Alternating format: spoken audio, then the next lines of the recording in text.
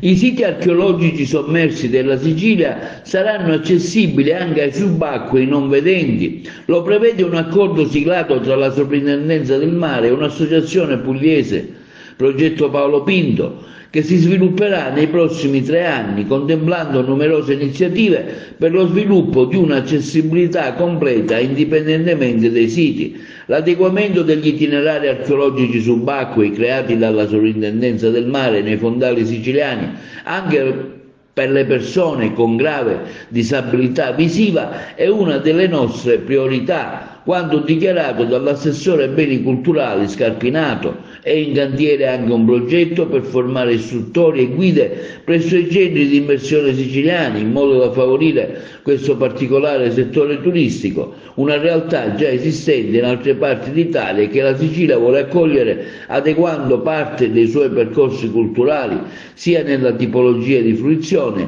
sia con la partecipazione attiva di guide adeguatamente formate.